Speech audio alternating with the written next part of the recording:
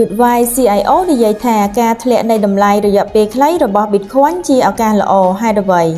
កាលពីសប្តាហ៍មុនអាមេរិកបានបង្កើត Strategic Bitcoin Reserve ដែលជាព្រឹត្តិការណ៍ប្រវត្តិសាស្ត្រមិនធ្លាប់មានពីមុនក្នុងប្រវត្តិសាស្ត្រអាមេរិក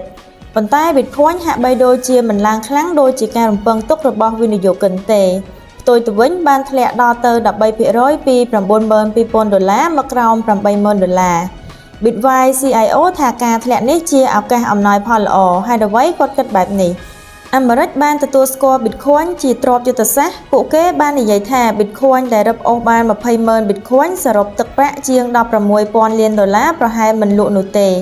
ទីផ្សារមានការខកចិត្តព្រោះអាមេរិកមិនទិញ Bitcoin បន្ថែមភ្លាមគ្រាន់តែរក្សាទុករបស់មានស្រាប់តែប៉ុណ្ណោះការធ្លាក់ចុះ13%នៃ Bitcoin គឺមកពីរឿងនេះបន្ថែមនឹងបញ្ហាសេដ្ឋកិច្ចភាពភ័យខ្លាចពីការដាក់ពន្ធគយនិងការធ្លាក់ចុះនៃ Stock Market Bitwise CIO មើលឃើញថាការធ្លាក់ចុះនេះជាឱកាសល្អព្រោះទីផ្សារនឹងល្អឡើងវិញក្នុងរយៈពេលវែង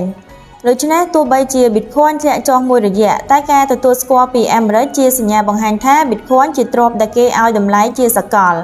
ការធ្លាក់ចុះនេះជាឱកាសល្អសម្រាប់អ្នកទិញនៅតម្លៃទាបមុនពេលវាឡើងទៅតម្លៃខ្ពស់វិញយោងតាមទស្សនាវដ្តីបារុនបានសរសេរថាវិនិយោគិនខកចិត្តព្រោះគ្មានផែនការទិញថ្មីមានតែការប្រើ20,000 Bitcoin ដែលរឹបអូសបានការមិនលក់20,000 Bitcoin ជារឿងល្អព្រោះបើលក់តម្លៃនឹងធ្លាក់ចុះកាន់តែខ្លាំងបន្ថែមទៀត Executive Order ថារដ្ឋាភិបាលគួរតែបង្កើតយុទ្ធសាស្ត្រទិញ Bitcoin បន្ថែមដោយមិនពាក់ព័ន្ធនឹងលុយពន្ធសំណួរសំខាន់គឺថាតើ Bitcoin នឹងក្លាយជាទ្រព្យសកលដូចមាសឬអត់បើបានវាអាចមានតម្លៃទីផ្សារពី10ទៅ50 trillion $5ទៅ25ដងពីតម្លៃឥឡូវ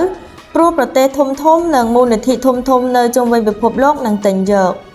Strategic Reserve ជាជំហានធំព្រោះអាមេរិកបញ្ជូនសញ្ញាថា Bitcoin សំខាន់នេះអាចជំរុញប្រទេសដទៃដូចជា El Salvador ចិននិងរុស្ស៊ីឲ្យធ្វើតាម